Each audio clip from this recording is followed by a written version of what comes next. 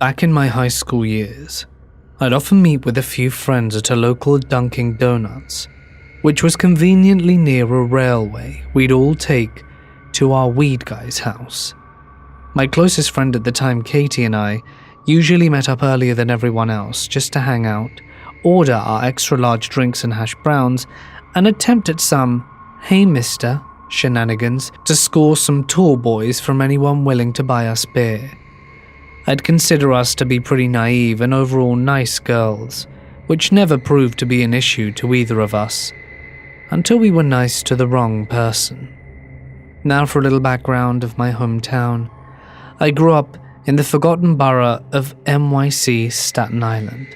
For those who are unaware, there was, and kind of still is, a pretty horrendous opioid epidemic, so seeing zombie-like civilians strolling the streets is fairly common. Because of this, I became pretty good at spotting out someone struggling with heroin and things of the sort. On this day, Katie and I met up at Dunkin and sat at our usual booth. We were in the midst of messing around with our phones and being our overly giggly selves when I noticed out of the corner of my eye someone suddenly stop outside of the glass door, still smiling. I glanced over to see if it was maybe one of our friends and ended up making direct eye contact with a basic Staten Island looking dude. I looked away unbothered and just carried on. Just another customer anyway. After the guy got his coffee, he sat directly at the table across from our booth. I chose to ignore the fact he sat weirdly close and resisted eye contact, since that already awkwardly happened. But I guess the motion caught Katie's attention as she looked over her shoulder at the man settling in. She looked back at me, made a face that said, okay, and we just giggled and tried to move on. Every now and then, I glanced in his direction, mainly just because I like to be observant of my surroundings, but also because I kept seeing him scratch his nose, neck, and face in my peripheral vision, and noticed he was bleeding from various little cuts on his body. This was a dead giveaway he was doing some form of opiate, as they tend to get very itchy and scratch until their skin breaks. A few minutes later, the man asked if one of us had a charger he could borrow. I kindly denied, and Katie only had an iPhone charger, while the man clearly had an Android phone. This slight exchange was enough for the man to feel invited, and he'd continue to make comments for quite some time. Being that this was around 4 years ago, I don't remember the entirety of the conversation, but I do remember him often asking general questions like if we lived around here, what we do on our free time, and creepy things of the sort. I was pretty vague yet polite in my responses, but Katie was always a bit more enthusiastic in her words, making it pretty easy for this guy to reciprocate and basically join our conversation altogether. In Katie's innocent stupidity, the guy basically found out some of the main train stops we'd get off at to hang out in the area. He also found out we would indulge in the devil's lettuce, which only made this guy feel even more inclined. At some point, he mentioned how his ex-girlfriend got him into some trouble, got him into heroin, which he used to sell, served jail time for, and pretty recently got out. He also mentioned how he'd been an ice cream truck driver ever since his release, and told us that he's always driving around the train stops Katie mentioned earlier.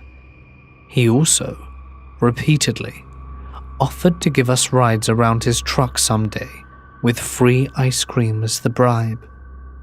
We were pretty naive and overly nice girls, Katie more so than I, so one thing led to another, and eventually, the guy was asking for Katie's social media, which she more than happily obliged.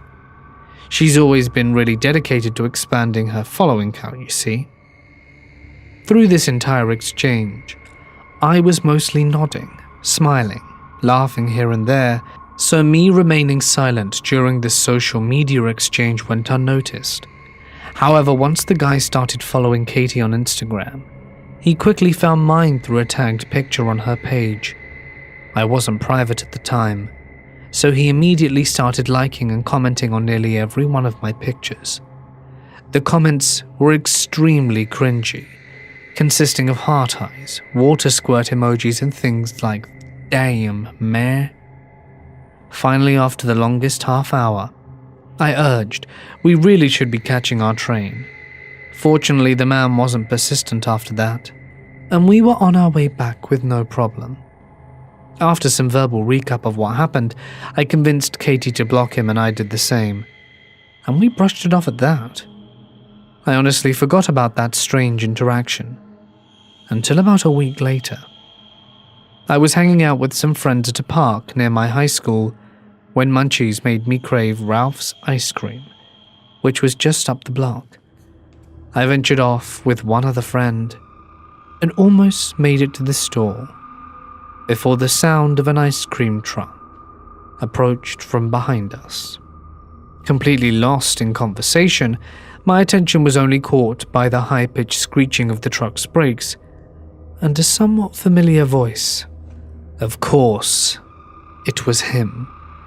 He shouted at me, but with Ralph only a couple of feet from us, I ignored him and rushed in with my friend.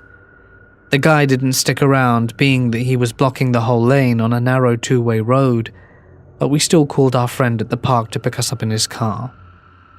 For the next 2 weeks, there were about 4 times this man tried to pick me up in his truck. At this point, making me pretty paranoid, as I was potentially being stalked. The last time it happened, he was parked directly outside of one of the train stops, almost as if he was waiting for me. He called out, asking why I blocked him, and saying he just wanted to be friends. At this point I'd had enough, told him to just leave me alone. My dad's a lieutenant, which was a lie but slipped out in my defense, and walked away before he could reply, and entered the diner, where I was meeting my friends that night. I saw his truck drive away in the window, and never had an interaction with the ice cream man again. The sound of an ice cream truck has haunted me ever since. I had just turned 22 and was working F&B. They had just promoted me from server to behind the bar, and I couldn't be more excited. Now, being a young, somewhat attractive female in F&B, you get a lot of creeps. You learn to shrug them off almost as though they're not even being a creep, though. But that said, it takes a lot to creep me out. So I'm being trained behind the bar one night when this random guy comes in. I say random because you see the same people every day. He's probably late 40s or early 50s. He sits down, asks me some questions about some beers, and makes some general small talk. His first impression was polite and kind of chatty, but nothing out of the normal. He finishes his food and orders another beer, then his demeanor changed. He made a comment about how cute I was after I did something ditzy or clumsy. I laughed it off and made a dumb blonde joke. Then out of nowhere, I could just kidnap you. Excuse me? Okay, that's awkward, but I don't want to make this a more awkward situation. I should joke it off. My dumb self responds, I'm working a double. I wish I could get kidnapped. I messed up. What are you doing after work? When do you get off? I immediately become short with him, shutting him down, name-dropping my boyfriend left and freaking right. When I started name-dropping my boyfriend, he made it very clear that my boyfriend was nothing, that my boyfriend has nothing on him, etc. I was becoming rude at this point to this man, and he was still not letting up. I tried just ignoring him and staying away from that general area of the bar, but he would not stop calling me by name.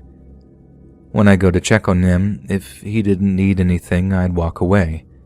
But he wouldn't let me out of his sight, and his stare was predatory, and I kid you not, he would literally lick his lips when I looked his way. I finally admitted defeat and told the girl training me that I couldn't serve him anymore and that I refused to interact with him. She took over, and anytime he tried calling me over, she'd cut him off and be like, well, how can I help you? I figured he got the hint because he stayed glued to his phone and avoided looking at me or anyone else. I got cut maybe an hour later. I grabbed my car key and walked out the back door and started walking to my car. I wasn't worried about anything until I started crossing the street and the voice inside my head started screaming, "Run!" I took off running to my car, but since you could see my driver's side from the back door, my inner voice told me to climb in through the passenger side. As I'm trying to climb into my driver's seat from the passenger side without being seen, I come to the realization that I'm being ridiculous. So I pop my head up and guess what? This idiot is right in front of my car. I almost ran him over, hauling it out of that parking lot. So that's the end of the story, right? Wrong. The next night I'm helping my manager with a catering order that's about to be picked up when the phone rings. So I answer the phone. "This is Fat Granddaddy, how can I help you?" "Hey, it's Greg. How are you, baby?" Fine." I had no idea who it was at this point. "I'm glad you answered the phone. I wasn't sure you were working tonight." You don't know who this is, do you?" "No. It's Greg from last night, remember?" "Oh." It finally clicked, and I looked mortified, and my manager was mean-mugging me because I sounded like an idiot, and we needed to knock this order out. "So did you want to place an order to go?" "No, baby. I just wanted to make sure you were working. I'll see you soon." I hung up and my manager was like, "What was that?" So I told her everything about the night before. When he shows up, she had me point him out to her. He sits at the bar, tries to speak to me right off the bat, but the bartender intervenes immediately. Within 5 minutes of him showing up, the manager was not digging the vibes from him and the way he was watching me. She calls me over and tells me she's sending me home early. Now our restaurant has an upstairs for storage and offices. There are 2 staircases, one towards the back of the restaurant and one to the front. She tells me to grab my stuff and go to the back staircase. I totally understood what her plan was. I ran up the back stairs and halfway down the front. If you stand about halfway up the front staircase, you can pretty much see the whole restaurant, so I peek my head and my manager immediately waves me to hide back upstairs. A few minutes later, a kitchen guy comes up the stairs and grabs me and we go out the front door, and he walked me around the block to the back parking lot to my car. My manager caught me in the parking lot before I left. Basically, since the back staircase is near the back door, he thought I left and went to follow me out again. My manager confronted him and he was banned. And thankfully, I haven't seen him since. In late June of 2014, a 28-year-old German man by the name of Lars Mittank took a vacation to the Bulgarian seaside resort of Golden Sands. Popular with tourists from all over Europe, Golden Sands is a major resort town on the northern Bulgarian Black Sea coast, adjacent to a national park of the same name in the municipality of Varna. Located just over 15 kilometers north of downtown Varna, it is virtually connected to the city by a continuous swath of resorts and villa communities. On the 6th of July, Lars and his group of friends found themselves in a disagreement with another group of young German men in a local bar. Lars and his companions were fans of the German football team Werder Bremen, while the opposing group were Bayern Munich supporters.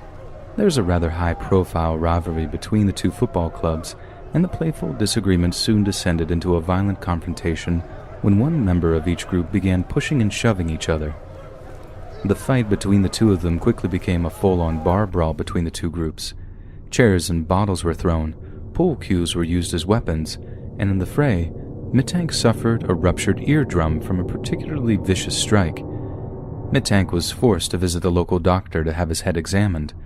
It was discovered that the injury was a particularly nasty one that came with a rather high risk of internal infection. So the doctor prescribed a course of the antibiotic cefuroxime and advised Lars not to fly for the next couple of weeks, as it would risk seriously exacerbating the injury and cause a grievous amount of pain. It would also require another examination at the Bulgarian hospital in the coming weeks in order to ensure the wound was properly on the mend. So, Lars stayed in Bulgaria while his friends drove to the airport and flew back to Germany. He took a taxi back to the Hotel Color Varna, making reservations that would cover his recuperation period, then tried to spend the next few days relaxing and healing from his particularly nasty wound. But just a day after his friends left him behind in Bulgaria, Lars began to act very oddly indeed. His bizarre and erratic behavior was captured by the hotel's closed-circuit television security cameras. He ran around the hotel, looking over his shoulder, accusing staff and guests alike of plotting against him. A few of those encounters almost turned violent, and on more than one occasion, the hotel staff threatened to call the police. Finally, once Lars's behavior had become unbearable, the hotel staff asked him to gather his belongings and leave, as such violent outbursts were strictly against hotel policy and could no longer be tolerated. But before he checked out of the hotel, Lars made a call to his mother back in Germany. She later stated that he seemed extremely upset, and told her in hushed tones that 4 German men, possibly the same his friend group fought with in the bar that day, were coming to kill him. He told her that he had made a significant withdrawal of cash to live off of and that she should cancel his credit cards. When she asked why, Lars told her that the men could use them to track his movements. Where he got such an idea is a mystery, but he seemed very, very insistent that this was the case. We know that on the 8th of July, Lars Mittang traveled to Varna Airport in an attempt to travel back home to Germany, against the doctor's wishes. He attempted to purchase a ticket on a flight back home, but after looking around the airport and apparently seeing something, became so flustered and frightened that he abandoned the attempt altogether. Lars then sought out a medical services area of the airport, although it is clear that he did not ask for any medical attention and would not tell those inside why he wished to remain there. They later confirmed that he seemed jumpy and paranoid, as if though he was hiding from someone that was hunting him. About 45 minutes after originally taking shelter in the medical services area, the airport's CCTV cameras capture some kind of construction worker making their way over to the medical area. This seems to have triggered Lars into rushing out of the airport, having abandoned his backpack and luggage altogether. More CCTV footage shows Lars running across a 2-lane highway, dodging speeding vehicles as he does so before reaching a large fence. Lars scaled the fence with frightening strength and speed, then sprints full pelt across a meadow before disappearing into a field of sunflowers with a set of deep woods beyond them. Police investigated the incident thoroughly but found no evidence that Lars was being followed by anyone. They even contacted the group Lars's friends had fought with, but they all had alibis that confirmed that they were nowhere near the airport on the day of Lars' disappearance. Many theories about what happened are all over the internet. Some theories believe that he was being used as a drug mule. Some believe that he suffered a psychotic episode. Only 2 things are completely certain regarding this behavior and unexplainable incident. The first is that Lars did not suffer from any form of mental illness. The second is that Lars was never seen again, anywhere, or by anyone. This happened a few years ago, but I still think about it to this day.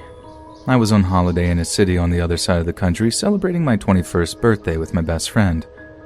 We were having an amazing night out with a few too many drinks and ended up meeting 2 guys, Andrew and Billy. They seemed like really cool guys and we were into them, so when they asked us back to their hotel room, we said yes. Obviously a silly idea, but we were young and drunk. Things were great on the way back to the hotel room. We were all laughing and having a great time. When we got to the hotel room, there were 2 other men there as well, Ricky and JD, who were at least 10 to 15 years older than us. They gave us creepy vibes, but we brushed it off. We asked Andrew and Billy who these guys were, and they said that they were colleagues as they were in the city for work and the company paid for their rooms. So Andrew and Billy were in different rooms, but we were all partying in Andrew's room that he shared with Ricky. I got a little too drunk and my friend put me to bed. She said that she was going to Billy's room and asked if I would be okay with Andrew, and I said yes. Keep in mind, my friend didn't have a phone either, so we basically had no way of getting in contact with each other. Another stupid thing I know. So I'd been in the bed for a while with Andrew just talking and chilling when he says, "I just have to pop out, I'll be right back." I assumed he meant just out to the bathroom, not out of the actual hotel room, but he left the hotel room to get something from Billy's hotel room. Anyway, I was just watching TV in bed when the bedroom door opens and I assumed it was Andrew, but My heart sank when it was Ricky, the weird colleague. He walked into the room and sat on the bed. "Keep in mind, I'm very naked at this point, trying to cover myself with a blanket," he said. "You do realize that everyone has left you alone in here, right? It's just you all alone. No one is here, and no one can hear you." And continued edging closer and closer to me on the bed. At this point, I was completely speechless and absolutely terrified. I was completely frozen in fear, and I had no idea what to do. I tried to say something, but nothing came out. He definitely sensed my fear, and for some reason, he just got up and left. A sense of relief flooded me, and I felt silly for overreacting. That was until I heard JD, the other random colleague, shouting, "Get the F back in here, what are you doing? This isn't what we discussed. Get back in there and do what you were meant to do. Who cares what that girl thinks? Just get back in there and do what you need to do." I ran to the bathroom and locked myself in because I was so scared, but there was no way out, and the only way out of the hotel room was through the front door, and I had to walk past Ricky and JD to get there. I was just so terrified. I had a million thoughts rushing through my head, and I had no idea what to do, but I knew that I had to escape. I decided my only option was just to leave the room and be ready to defend myself if things were to go pear-shaped. I threw my clothes on and grabbed my shoes. I opened the door, and Ricky and JD were sitting on a couch close to the bedroom door. JD said, "Hey, sexy, where are you going in such a rush? Come on and join us. Come here right now." I said no thanks and ran to the front door and ripped it open. When I got out, I was so relieved, but I was still in a random hotel in a random city with no way to contact my friend. But I thought my best option was to go to the lobby and just wait. As I was walking, I heard two men yelling down the hallway. "Where are you? We know you aren't too far away. Come back and join us. You know you want to." It was Ricky and JD. I was absolutely terrified by this point. I began sprinting to the elevator. I could hear them gaining on me. I never knew I could run so fast, but I just continued and didn't look back. I felt like I was running forever until I reached the end of the corridor and my worst nightmare had come true. I missed the turnoff of the elevator. So I had to turn and run back towards where I could hear Ricky and JD still yelling down the hall. I found the elevator and got in. I could hear their voices getting louder and louder, and I didn't want to imagine what would happen if they got into the elevator with me. The door finally closed after what felt like a lifetime. I thought I would go down to the lobby and just wait there because at least there would be people there, so there would be some form of safety. I got to the lobby and realized that there was no one in sight. No one at all, not even behind the desk. I sat there on the couch and didn't know what to do with myself. I was absolutely terrified that Ricky and JD would come to the lobby. Then I heard the elevator ding and the door open. My heart dropped, but it was Andrew. I told him what had happened, and he was outraged that his colleagues did that, and he took me to where my best friend was. Everything turned out to be fine, but it truly could have been a lot worse.